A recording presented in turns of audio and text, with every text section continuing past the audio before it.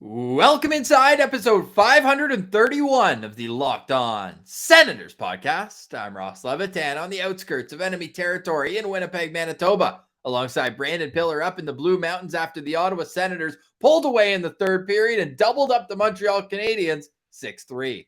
Yeah, a decent game and an interesting post-game presser from Brendan Gallagher. We'll say that for now. Yes, we've got plenty to get into. From an emotional victory, the Sens have won 3 games in a row, all in regulation for the first time this season. This is the Locked On Senators podcast, your team every day. Locked On Senators, your daily podcast on the Ottawa Senators. Part of the Locked On Podcast Network. Your team every day. Thank you for making Locked On Senators your first listen on this Wednesday, April 6th, and a special welcome to all the Habs fans who are hate watching this after an emotional game and post-game too. Bonjour. We can definitely get into that Habs game because that one went a lot better than the game I attended in Montreal. This time the Sens beat down on the Habs 6-3 in their own building, and Brendan Gallagher was a little sad about it. Should we just get right to the quote, or let's explain the situation that brought to it in case someone missed last night's game? It was a pretty well-played first 2 periods, at least first 38 minutes. I don't think there was much animosity really, which is rare between Sens and Habs. You like to get the temperature turned up, and there hadn't really been that much in either of the 2 regular season games leading up to this. But near the end of the second period, Stützle's got the puck behind the net. He goes in. Nick Suzuki, fair play, just goes to try to hit him, misses the hit, catches his left knee, and he was coming in right to left. So it was the outside knee. So he spins around, and as he spins, smashes into the boards, goes down, takes 6-7 seconds on the ice to regroup. By that point, Dom Nicoletta, the head athletic therapist for the Ottawa Senators, is on his way out to get him. By the time Nicoletta's at the hash marks, Stützle's already up, starting to coast to the bench, not feeling great, but they obviously get a power play out of the situation, so he stays out and contributes on the ensuing power play. Did you think that was a bit of a tough look, staying out on the power play? No, not at all. I mean, I don't know, like Habs fans, I don't know if anyone has been involved in a knee-on-knee incident on the ice when you're going with some speed like Tim Stützle was. It's going to shake you up. You're going to fall down. That's how physics work. If you get bumped like that and your leg basically gets put in another direction while you're skating fast. So the fact that Timmy falls, that's not there's such a difference between being knocked down and diving. And I don't think they can comprehend that, or they don't want to, because anytime that happens, I haven't seen a knee-on-knee incident where one player or both don't fall down. Like, that's just very common to happen. And then you're going to give it to Timmy because the athletic trainer for the Sens is doing his job and is watching the game and is on point and say, hey, there's one of our young superstars that just took a knee on knee. I better get out there and check on him right away. Like, that's just preposterous is what it is. So, and this is just the Timmy narrative that he plays with speed. He plays with skill. He's a younger, smaller guy.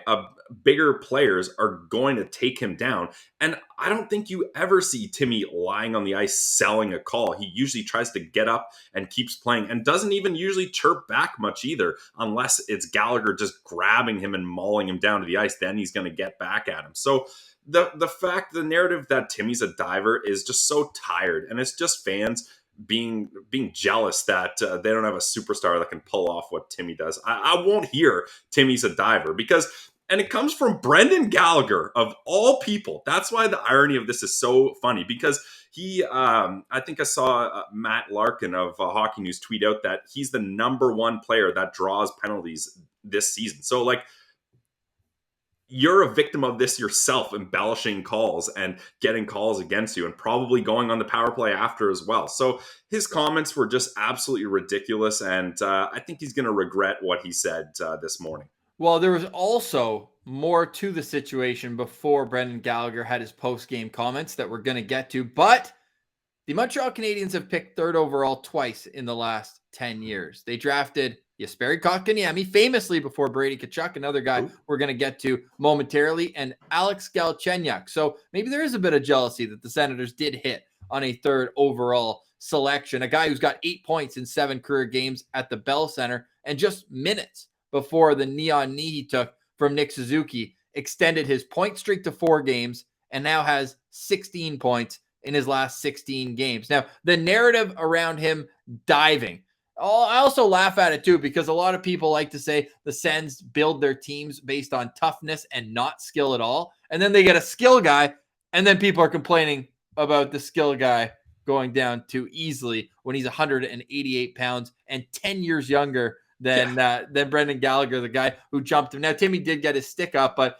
Gallagher's going in there for one reason and one reason alone. It's a 6-3 game with 5 seconds left. He wants to mix it up. And frankly, I respect it. I would want to mix it up with him too in that situation. But to then bitch about it after the game, it was the pot calling the kettle black is what it was, because it was very quick that Twitter came out and had a full minute highlight reel of Brendan Gallagher embellishing calls. So at the end of the game, there's a big scrum. Formey goes full Bufflin. He's got Yolonen in his arm, and then he sees Paling trying to get to Timmy as well while he's already engaged with Gallagher, and he just reaches in with his big bear paw, says, "No, you're coming with me," and away he goes. A little McCabe Chara-esque in terms of how a lifeless body was just pulled out of a scrum. But I like the chippiness in that. Of course, we're fired up because the next time these two teams meet is the game that we've been promoting. You and I will be at the game with all the SensCentral citizens out there, and that's going to be a ton of fun.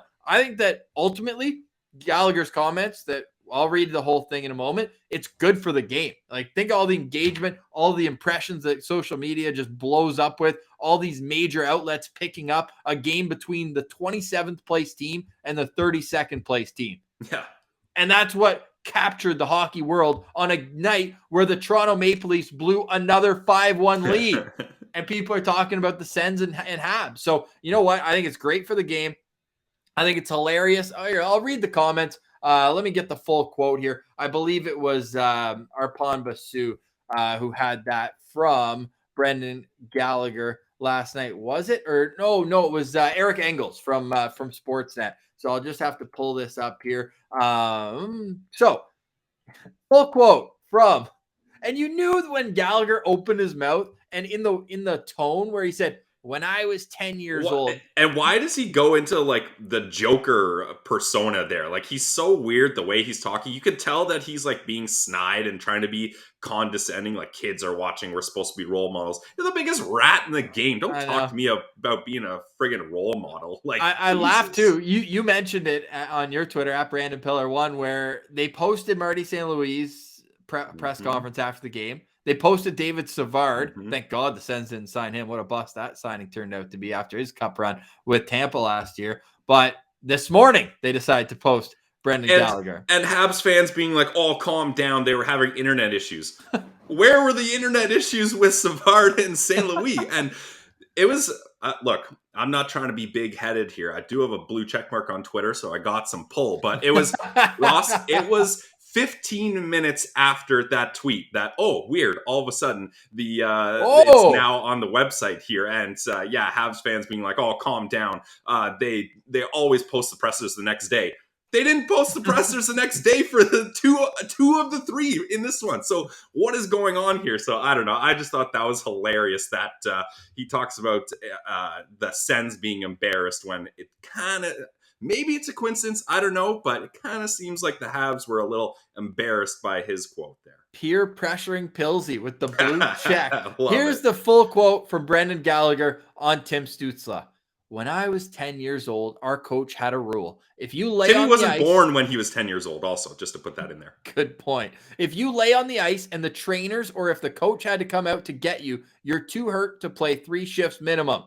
A little interjection by me. The trainer, started going out on the ice, did not attend to Timmy on the ground. He was already up and skating it off. If the Habs star player, if Cole Caulfield's down, I bet you the trainer is putting a jetpack on to get out there as fast as he can. Back to Brendan Gallagher. He's a great player. Agreed. I've played against him 2-3 years now. It's been 14 months. More than half of the games we've played against him, He's laid on the ice and is right back out there next shift. He lays on the ice. He acts like he's hurt. He sells the call. He's on the ice that same power play. There's kids watching. We're role models. And if I was a teammate of his, I'd tell him to smarten up. It's just not a good look. Very talented player. Very good player. He needs to stop laying on the ice. It's embarrassing. Pilsy, what were your thoughts immediately once he finished that very well-spoken, poetic diatribe? I tweeted out that GIF, and it's exactly how I reacted. Just, huh? Like, what? Who is Brendan Gallagher saying this? He's the guy that's saying this? Like, if I don't know, Jeff Petrie wasn't playing, but if like a respected veteran came out, I say respected, sure, Gallagher is a veteran, but yes, if a respected veteran came out and said that, then okay, there's some merit to it. But Gallagher, of all people, I mean, you said it. It didn't take long. 5 minutes after he said that, here's an entire highlight reel of clips of you diving, laying on the ice, embellishing calls. And also, like, isn't that supposed to be a part of hockey culture? If you get hurt, you get up quickly and you try to get back into the game. I know he's trying to emphasize something else, but if you take a step back, you're like, isn't that what like every hockey guy tries to do? Is like, okay, yes, I'm hurt, but it's a power play. I got to get out there for my team, so I'm going to get back out on the ice. Like, I don't know. It just gets me so angry that Gallagher's the guy that did it, and that's the first thing he talked about. Like, I was convinced that he still had his skates and pants on because that live stream started of his post game not even 5 minutes after the final buzzer went. Like, I feel like he went off the ice, threw his jersey off on the way, threw his shoulder pads off, threw a hoodie on, threw his hat on, and he was at the podium. He was hot and ready. Still took 24 hours to post, though. Weird. Yeah, very, very strange. Shout out to our boy at Lalim's Martian. He had to miss the postcast last night, but you don't have to. You can go listen to our immediate reaction right after the game. He had this banger of a tweet, though. If you look into Brendan Gallagher's ball spot closely enough, you can actually see Tim Stützle living rent-free. And then Martian follows up by saying the actual reason why Stützle moved out of Brady Tkachuk's house is because he got free rent in Brendan Gallagher's head. So shout out at Lalim's Martian. If you're not following him on Twitter, you have to already. We got more reaction to the Brendan Gallagher comments. There was a hockey game that happened too that we should get into. A pretty decent one too, eh? Yeah. How about the Iceman getting the shades and glasses? If you don't know that nickname, stay tuned right after. We got a new sponsor alert. Pilsy's going to tell us about our friends at ShadyRays. ShadyRays. Ross, is it bright in here, or is that just the Ottawa Senators' future I'm looking at? Because I'm going to need some ShadyRays, and our pals over at ShadyRays, they hooked me up. I'm going to pop these bad boys on right now because they are amazing. First thing I'll tell you is that case is pretty sweet. And second thing, normally when you buy sunglasses, they feel cheap. These are not cheap feeling at all. They feel good. They look good. And now let me tell you more about ShadyRays. I've got on the Ventura Rays, the blackout. The frame is solid. I don't feel like if I sit down on these, they're going to bust. And even if I did, Ross, ShadyRays has an amazing protection program. ShadyRays includes loss and broken protection on every pair. That's what I always think when I'm looking at expensive sunglasses. Like, I'm going to sit on them or lose them, so what's the point in investing in them? Not with ShadyRays. They will send you a brand new pair. This is not a typo. If you lose them, no matter what happened, you're on the boat, they fall out, you're on the golf course, you forget them at the last hole, don't worry, ShadyRays has you covered. Give them a try, and if you don't love them, you'll pay nothing. It's as simple as that. I can't even believe this as I'm reading it. Plus, there's more. 10 meals are donated to fight hunger in America when you shop with ShadyRays. They've got polarized lenses, well-constructed durable frames, and premium high-end finishes. Look how good these look. Exclusively for our listeners, head to ShadyRays.com and use code LOCKEDON to get 50% off. That's 50, half off 2 or more pairs of polarized sunglasses. That's code LOCKEDON for their best deal of the season. 50% off on 2 pairs or more of ShadyRays sunglasses, backed by over 150,000 verified 5-star reviews. Check them out today, ShadyRays. All right, Pilsy, stick taps to you for doing that ad read with a pair of ShadyRays glasses on. I absolutely love it. It's a little bright in here because the red light was on behind the Montreal Canadiens goal 6 separate times, and we were inches. No, we weren't, but we were getting close to 3 consecutive hat tricks as Austin Watson put in 2 goals, the first and the last in the 6-3 victory. Should mention Austin Watson makes $1.5 million.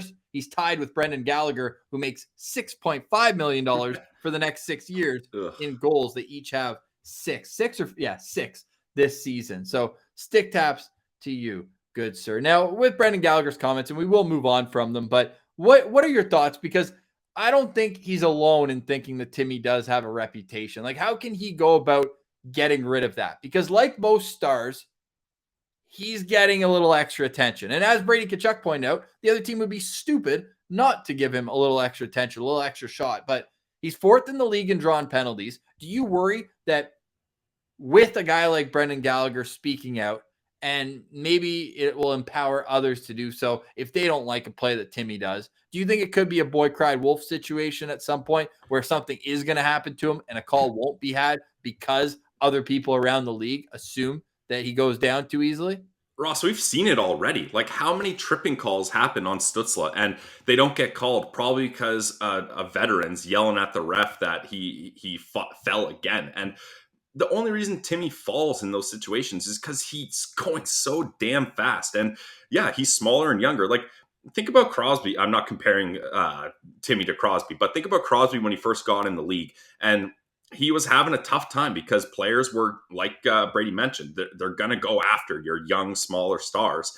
And he was having a tough time with that. And then vets just said, oh, all Sid does is whine and complain. Well, like, there's only so much you can do. And I don't see Timmy whining and complaining. So I get the thought that you can associate Timmy with diving because he draws a lot of penalties. He does fall a lot, but I don't think he embellishes them. I don't think he stays on the ice longer than he is warranted. Like, I personally don't buy it, and I don't think Timmy needs to change anything in his game. And I think when Gallagher says if you're his teammate, you're probably telling him to smarten up. If you ask any single person in the Sens room, I don't think a single guy would agree with that there's a problem there. So that's just bullshit, what he's trying to portray there. And the beauty of that last scrum is this is how it ended up.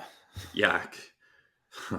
29 going on 30. I said 31 in my tweet at SensCentral. We're not math guys. Everybody knows that. And not only that, he's born in 92. I'm born in 92. And if a guy born in 2002 drove me up the wall and then flipped me on my back, I would be pretty embarrassed. Especially after you mauled him and grabbed him from behind and pulled him. So, and that's what I love about Timmy. Normally he doesn't get involved in that crap, but this time he was like, enough is enough. Like, that was absolute garbage.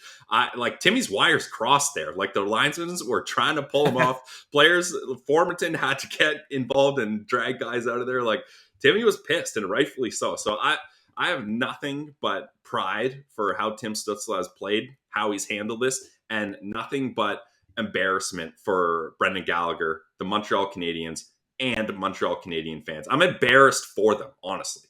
A little Tupac, like, what did he say? Mobb Deep, Biggie, all that. Bad Boy as a muff crew. And if you're down with the Canadians, then you too. Fair. Shout out to Sens social media.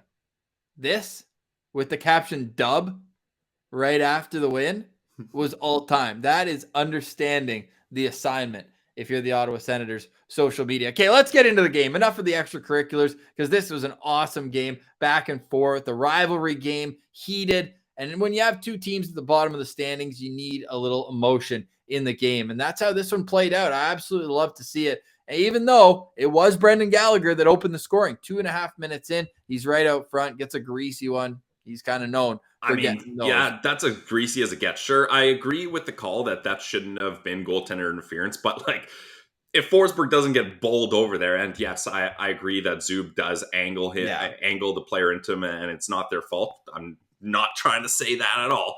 But if Forsberg doesn't get knocked out of there, that's probably a save, and Brendan Gallagher remains 5 goals on this season. So. Yeah, 100%. Well, it was his 6th goal in the season. But he would have remained at 5 goals. Oh, true. Which is what Austin Watson did to tie the game at 1. But I want to touch on the Timmy goal because I thought that was just a great play. Bang, bang. He's in the slot in the right position, crashing the net. So not a perimeter player, that Tim Stützle. He can get into the dirty areas, and he scores on a rebound on that play. And it's his 15th goal of the season. Not only would 50 points be a nice milestone, but he's 5 away from 20 goals. Yeah, he's only got 3 goals. So out of this 16 points in 16 games, it's 3 goals, 13 assists. Do you think he has 5 goals left in him in 13 games? I definitely think. Tight. You know what? Actually, no, Ross. I don't think so. Brandon Piller, I never have mushed a Sens bet in my life, so I am saying there is not a single chance that Tim Stützle gets 5 more goals for the rest of the season. Not a chance. Yeah, 100%. I love to see that. And I also love when a Levy lock hits because Brady Tkachuk scores an absolute highlight reel goal. Not sure if we've mentioned that the Habs had the opportunity to draft him. I don't think that's been mentioned ever. So we will point that out briefly. But, I mean, there was the Justin Barron goal. Credit to him. First NHL goal. Classic. The Sens giving up a first goal is a nice shot, too, goal from the side. Okay, stick taps where it's due. But Brady Tkachuk's goal, man. Michael Del Zotto starts this play with a little shake, shimmy, shoe to the defender at the top of the blue line and then makes the one pass. And you expect Mathieu Joseph to shoot that puck. Yeah. But to have the wherewithal to then go backdoor to Brady Tkachuk, you're just looking at an extremely smart hockey player who is fitting in like a glove. Yeah, he's fitting in so well. And 2 Habs players bit on that play and were falling all over the ice. Edmondson was completely out of the play. And then Jake Allen, that was an empty net goal for Brady. They fooled them so much. And I want to even rewind the tape a little farther back to give stick taps to MDZ because Brady actually kind of ruins this play to start it off. His pass gets intercepted. It's a loose puck. And Michael Del Zotto comes, I think maybe he's coming off the bench or whatever, but he's skating full speed at that loose puck. He's not I'll hang back just in case the Habs get it here. He sees the loose puck. He reads the play, and he's already thinking 2 steps ahead. He scoops up the loose puck, goes towards the net, gets the pass through the Montreal defender to Joseph. And then, yeah, like you said, Joseph, great hockey IQ to one-touch that to Brady. And the celly is awesome. You got to go watch the replay of the celly because Brady goes, wow. And then he turns to Del Zotto and goes, wow. 3 wows from Brady on that play. And that's what you love to see from a guy that was basically banished to the minors and a guy that just picked up at the trade deadline. So those 2 guys are fitting in great. And that was one of the nicest goals. That's got to be top 10 Sens goals all season. It's in there for sure. That was a thing of beauty. Yes, it certainly was. And when you look at it from Mathieu Joseph's perspective, who would have thought that he has the most points of any player traded at the NHL trade deadline? Where you look at Claude Giroux has 9 points in 8 games. Andrew Kopp has 9 points in 8 games. In one less game, Mathieu Joseph has 10. 10 points! And the Sens got a pick attached to that too, just a little extra in there. Yes, and he's an RFA at the end of his contract, so they still hold his rights, whereas Nick Paul is a UFA. And Nick Paul is great. We're never going to talk smack about Paulie, but hey, it's just a fantastic move. Oh my, that's fantastic. So you look at all that together, and it turns out to a situation where the Senators are in a good spot after the second period, even though Cole Caulfield, again, stick taps, I don't know if Marty St. Louis I don't know if he gave Cole Caulfield his Hall of Fame jacket for a minute and said, hey, put this on, kid, feel the power that this gives you. Probably fits him too. And Caulfield, what more can you say, man? He's a sick player. Wow. We're going to get a bunch of clips quoting that. Ross Levitan, Cole Caulfield. He's a sick player. Yeah, I mean, we'll discuss in more detail once Shane Pinto gets back in the lineup. Still, point per game against Montreal. Cole Caulfield, 3 goals in 5 games. So I'm not a math guy, but I think points per game, we still go with Shane Pinto. Yeah. I say that tongue in cheek, of course. But after the second period, Ottawa gets that power play. They convert on it early in the third. So the Bell Center's rocking and great barn to play. And you see, I'm giving all these little compliments here because we've been hard on the Habs. Great atmosphere. Good guy, Ross. Love that they were booing Timmy. That adds to the rivalry. Ottawa booed PK Subban every time he touched the puck. I didn't like that they're booing Timmy. If I was at that game, I would be yelling and screaming at people. You keep him out of your mouth. Like, you be nice to Timmy. Verbal meme, you're Will Smith pointing at Chris Rock at the Oscars. You keep my superstar out of your effing mouth. Yeah, 100%. So I think that's fantastic in itself. But to score on the power play at the start of the third period, that just gives the extra oomph to the whole situation, doesn't it? Where not only does it create a complete Woodstock style party in the brains of each Montreal Canadien, but then to score and turns out to be the game winner. Mm-hmm. And I've bet the Senators first to 4 goals in the game. It's just magical, really. And Drake Batherson too. Is that his first goal since returning from injury? I think it is. He's had a couple apples, but I think that was his first goal. Yeah. I mean, I said it on the postcast. Josh Norris basically scored that goal, and Brady and Drake just got extra touches on it. But that was funny, hey? It still counts nonetheless, so we'll give it to him. And Josh Norris, 2 power play assists. Something a little different from the kid. I mean, he was in his spot for the Drake goal. Yeah. It just was a little. It was his patented spot, yeah. Yeah, a little double deflection. That's hilarious. What an apple for Brady Tkachuk, eh? Yeah, no kidding. I mean, he's probably like, hey, that should have been my goal too. But I think he was stoked to give Drake a goal. Was that his first goal since returning? It was, but I think people would say it's been like a slower buildup. He's had some nice possession plays, but in terms of pushing the offense.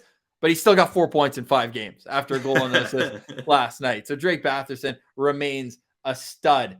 And I was going to say a stud in the making, but he's already there too. 38 points in 36 games. So that in itself is incredible. He's played 20 less games than last year and already has 4 more points. So that kind of gives you an idea into the growth in his game. And I think it's only going to skyrocket as he gets more and more comfortable, gets his feet under him and all that great stuff. So Ottawa takes the lead, never relinquishes it. How about the snipe from Colin White? This guy's a Habs killer, eh? I think 3 of his 4 points since coming back from or starting his season, I guess, not even coming back, but in his season. And the irony too, didn't he get hurt against Montreal in the preseason? Yeah, I'm pretty sure. Yeah. He's got their voodoo doll, I guess, because he's coming back with vengeance. Yeah, and he wants to show Kent Hughes, like, hey, I do earn that contract that you got me with the Sens. Don't you worry about it. And just another, that was on the power play, right? Was it? No, it wasn't. Just the Drake goal. Okay. But anyways, so what a play by Drake Batherson to carry that puck into the zone and then just drops it off for Colin White. And we haven't seen Whitey score a goal like that in a while. Like usually Whitey's goals are kind of in tight, a little bit greasy, nothing wrong with that though. But that was pure skill, and he had a nice smooth celly to cap that one off too. Oh, just wonderful. So Colin White, 9 points in 19 games this season. Not 3 terrible. of his 9 points have come against the Montreal Canadiens. But Whitey, I think he's at like 58% of the expected goals when he's on the ice as well. So I don't know if it's worth $5 million. It'll be very interesting to see what the play is. But the Senators are a better team when Colin White is in the lineup, contract aside. So hopefully they can figure that one out going forward. Okay, we've buried the lead a bit, although we do always get to it on the postcast with our poll. And the winner of the poll this time actually got the sunglasses and bike helmet. It's Austin Watson, the guy who opens and then closes the scoring. As we mentioned, he's tied with Brendan Gallagher in goals this season while making $5 million less.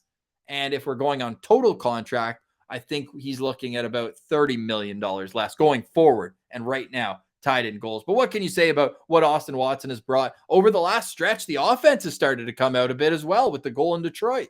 Yeah, I mean, speaking of a guy that usually scores greasy goals, like that first goal, sure, the Habs defenseman puts it on an absolute tee for him. But he one times that top shelf, like, man, is that Josh Norris out there or is that Austin Watson? Like, that was one hell of a shot, and he was loving it too, and that ties the game up. That was a crucial goal, I thought, just to not let the Habs carry that momentum and run away with it here. So I love that they gave it to Waddy here. Well deserved. And he earned the bike helmet and glasses there. Going back to my boots on the ground experience in Winnipeg, 6 games, Austin Watson, 3 goals and an assist for 4 points, +3, 20 hits, and he's only playing 10.5 minutes. That's what you need out of a fourth line guy. Yeah, he gets it done. And I think that's why the Sens brought him in here. He was locked up for a couple of years at a good price. They needed some tough veteran presence that they could rely on the fourth line. And he's done exactly that. Now, we don't have to look at his fighting record. The thing is, he stopped fighting. And I think that's actually helped. He got in fights in back-to-back games. Where was it? It was against Arizona was one of them when he got into the scrap with Lawson Krause. And then the game before that, he fought. That was at the end of the game. Remember, he got that 10-minute misconduct in it. So that wasn't even really a fight, was it? Kind of. Not like a square-up fight like it was against Lawson Krause, but that's going back a little bit for those. So I think that Watson's kind of realized that he doesn't have to fight to be an effective player. Yeah. He just has to kill penalties and do what makes him successful. And I think that he's certainly done that in the last little while. So good on Austin Watson, and good on the guy who gave him the bike helmet and shades, Josh Norris, who has extended his point streak to 6 games, where he has 4 goals and 5 assists for 9 points in 6 games. Still laugh at the San Jose Sharks thinking that they gave up a third line center at best in the trade there. We don't have to rehash the trade. Obviously, Timmy doing his thing as well. And the Chris Tierney era is over, so nothing wrong with that either. But just an all-in-all fantastic performance. We gave our SensCentral standouts on Locked On Senators later today, and we got a little too excited there. We missed a word from our friends at HelloFresh. So without further ado, Pillsy, do you want to say a word from our friends at HelloFresh? Yep, I've got a word from them, and then I'll kick it back to you for an older, loved sponsor by this podcast as well, in Built Bar. Not only that, Pillsy, we also have to finish off with a little LeBreton update, a little tease for you. A little tease, a very good tease, that's for sure. Thank you. Do you want to stop the tease of what are we having for dinner and that struggle and that suspense? Well, the best way you can do that is, why not have dinner not only decided for you, not only all the ingredients picked up, but delivered to your door. You don't even have to leave your house. You can do it all from your computer at HelloFresh.com. They are America's #1 meal kit.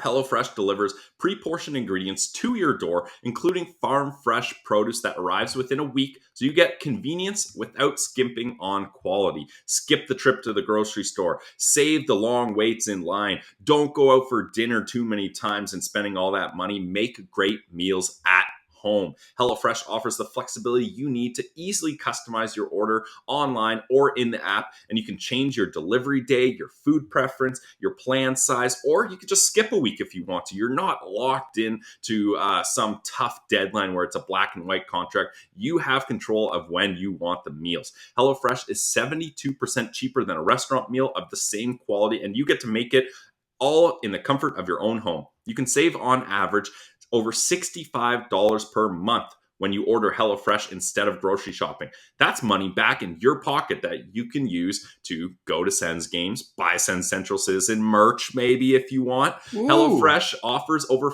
50 menu items. So it's not like they only have a handful of things and you're kind of stuck with it. Over 50 to choose from every week. And everyone has options. Are you a vegetarian? They got veggie options. Do you want to get a little healthier? They got fit and wholesome. Do you have kids that are picky eaters? Family friendly. Do you want to make something nice for an anniversary? Gourmet options. They have it all. Go to HelloFresh.com/LockedOn16 and use code LockedOn16 for up to 16 free meals. That is wild. And 3 free gifts. They're just giving away stuff. So check it out today. HelloFresh.com. It's HelloFresh, America's #1 meal kit.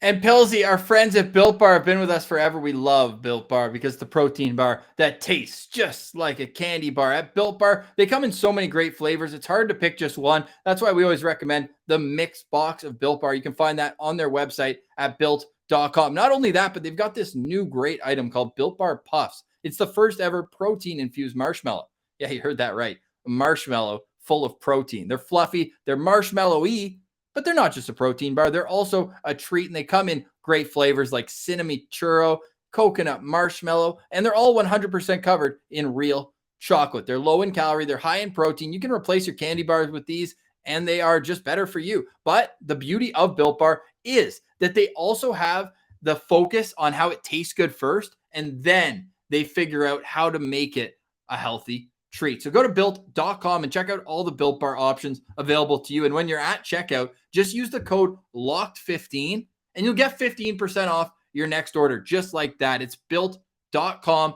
promo code LOCKED15 for 15% off your next order. Check them out right now.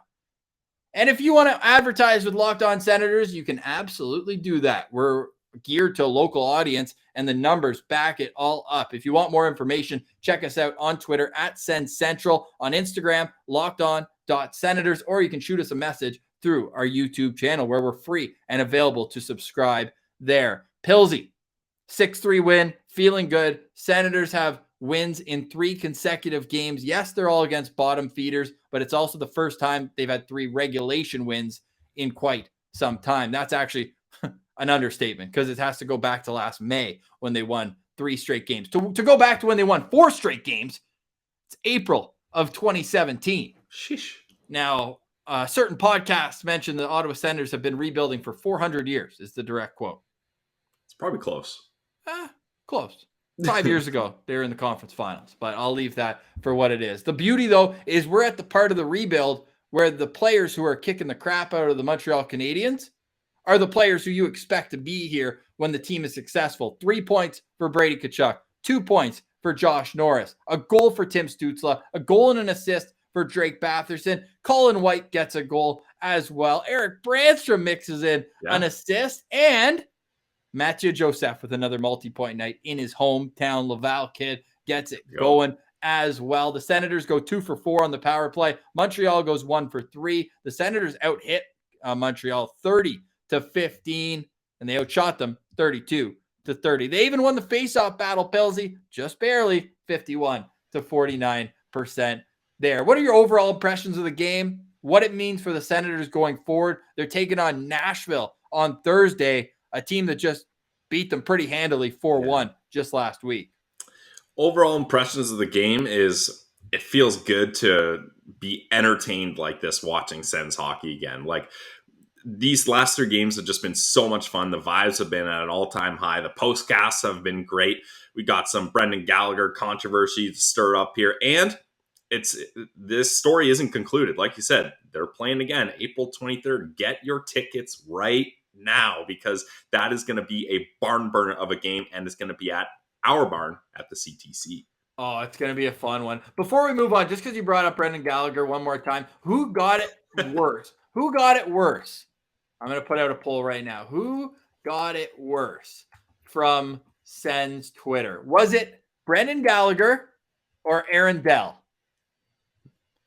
Probably Aaron Dell, even still. Yeah, because Aaron Dell, there's nothing to back him up. Like, there's no good seasons. There's no big contract. There's no success story. There's nothing like that. His biggest achievement at the NHL is getting Ottawa, or helping Martin Jones get Ottawa Tim Stützle.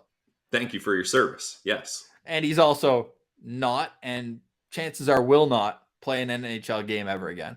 Yeah. So that's it. Like, that just buried him. And Dell's comments were almost worse than Gallagher's because it was he didn't really, just that empty look on his face. Yeah, exactly. And him not absolving any of the blame for that was just weird. But I still hate Brendan Gallagher. Don't get it twisted. He's not getting any leniency from me here.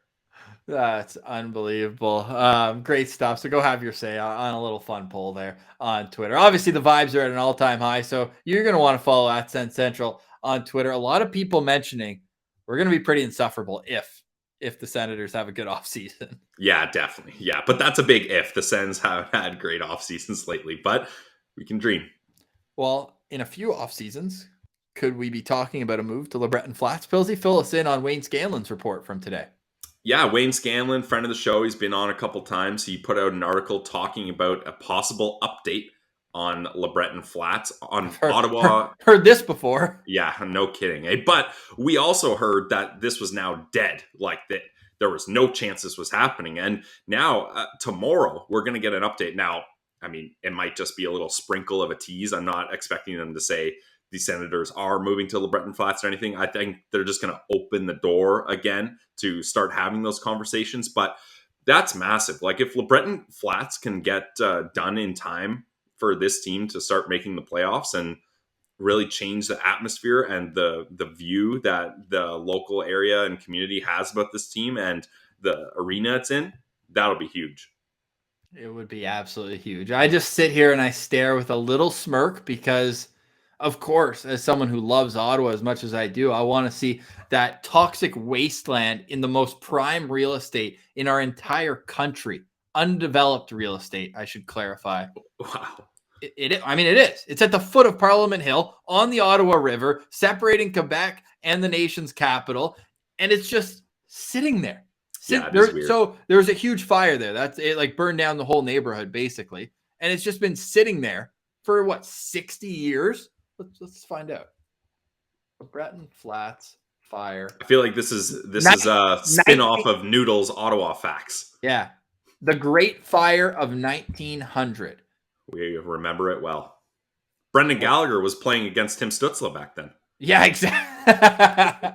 That had to be my favorite part of the quote. That or when I was 10 years old.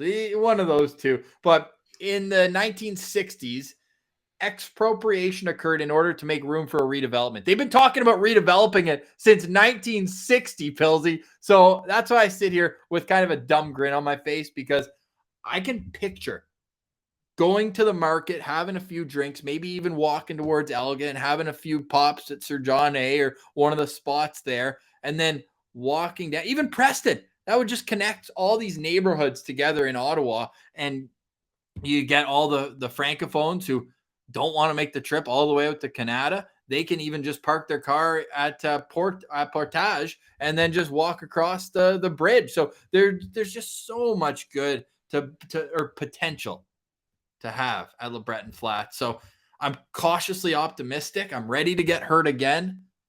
But Pilsy, getting any information out of the NCC, the National Capital Commission, yep, it's a headache in itself. I want to quote another friend of the show, Sens Chirp. Oh my God. Sens Chirp. Remember last time? He needs to come on the show again. He needs to apologize to all the kids out there. You know, we're role models, right, Pilsy? Yes, exactly. Yeah, we got to be careful here. Sens Chirp saying, having followed LeBreton process closely for the majority of my adult life, I can tell you the best approach is to not talk about it, not think about it, and don't even look at it. Fight Club rules. Because you'll just scare it away.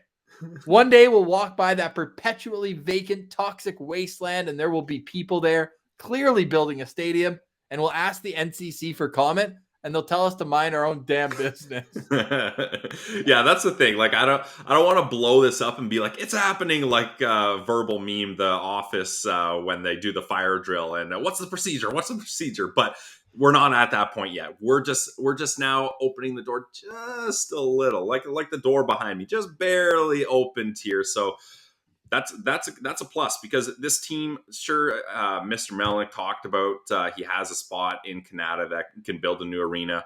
I won't even get into some of the other comments he had about the arena at that time, but we all know, I think every single person knows, for this team to succeed and to truly come into its own, they need to have an arena downtown, and they need a new arena. Nothing against the CTC, but it's time. It's time to get that done. Yeah, 100% agree with that. It's beyond time to get it done. What do you think of the timing? As it's been 1 week and 2 days since the passing of Eugene Melnick, and we've already seen Daniel Alfredsson come out of the shadow. He's going to be at a game, Swedish Embassy night at the Ottawa Senators game coming up. You've got LeBreton Flats rumors coming out already. Is it too soon, or is this just business? I don't really know. I mean, Brandon Piller, not a businessman,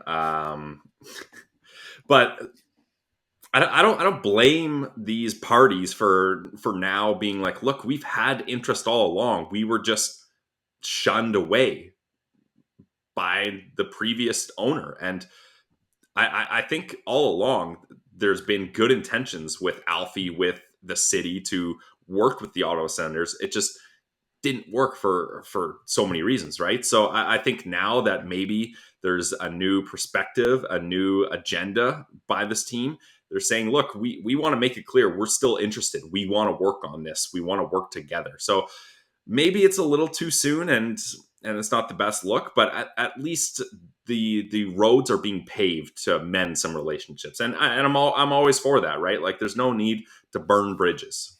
No, there certainly isn't. An Ottawa Sun writer is firing off because he doesn't like how nobody wants to say his name because nobody likes him, because he's made himself to be the most unlikable guy in the media world, I would say, in our market at the very least. But we do have a giveaway today. How's that for a little transition? We've got two, actually. We've got a signed Igor Sokolov Cape Breton Eagles card. Love it. And a bonus giveaway. We've got a Josh Norris rookie materials card as well. I've got the winners right here. But before we get to that, a reminder that you can follow the show on Twitter at SensCentral, on Instagram, LockedOn.Senators. Let's get the Instagram to 1,000 just for fun. My new thing on Instagram, I only post the episode links, and now I'm posting the helmet photos as well. So if you want to just scroll through all the helmet photos, that's sick. It's absolutely sick. So just go check it out on Instagram. Safety first, kids. LockedOn.Senators. We appreciate everyone who subscribes to the show on YouTube, whether you listen to it in your car or not. Just shoot us a subscription. It goes a long way to help the bottom line on the show. And not only that, Pillsy, but we got some Habs fans that are mentioned. Au revoir, Habs fans. I don't think you care about the giveaway here. No, goodbye. Yeah.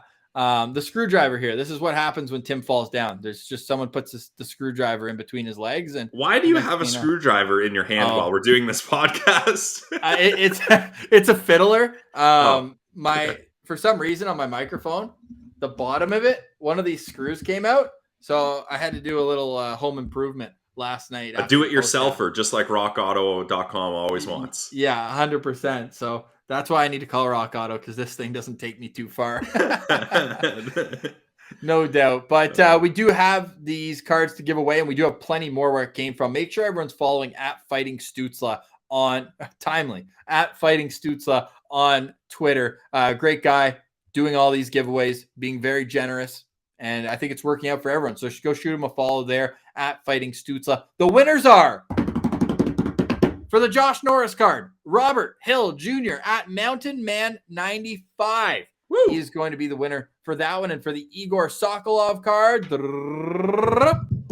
Noah Reichstein as well. So you guys are absolute winners. Dylan will reach out to get your mailing address. You have won a brand new hockey card. Stay tuned. We're going to be doing these on game days. We've got another one to do tomorrow when the Senators take on the Nashville Predators. We'll have a full preview of that game tomorrow. Matthew Shane stays on his hot streak. We'll obviously touch on the Sens abroad on Nashville.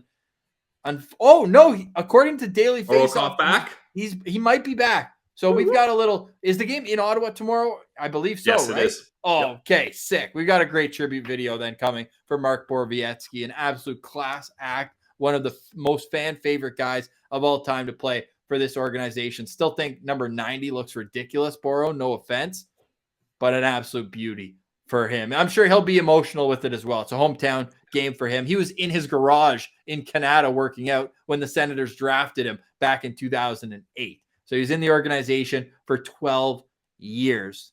Was he a part of the Calder Cup run in Binghamton? I don't think so. No, I don't think so. Yeah. I think he joined the organization the next year. Anyways, that sounds like a little tease for tomorrow. We'll look back at the legacy of Mark Borowiecki and Ben. No, just kidding. We're not going to look back at Ben Harper's offensively gifted career with the Ottawa Senators and his one goal in 100 games. But we will be back tomorrow. But for today, we say goodbye. Hope you had some fun with today's episode, Sens fans. You got through November. You got through the early parts of March. You deserve to have a little victory lap, even though it is. Do I still have the photo up? Yep, I do. Even though this is what our victory lap looks like right now. Another reason to go to our YouTube page. Pretty accurate, eh? Except definitely accurate. We would have to be the guy on the fourth bottom step, and then the Habs would be on the bottom step. Yeah. Absolutely. And the Wings would be on the second last step. So, hey, if they can win on Thursday, they'll have their first 4-game win streak since 2017. And they can actually say they beat a legit team because the Nashville Predators are red hot. We'll preview that tomorrow. Goodbye for today. Thanks for watching. For Brandon Piller, I'm Ross Levitan. This has been the Locked On Senators podcast. Your team every day.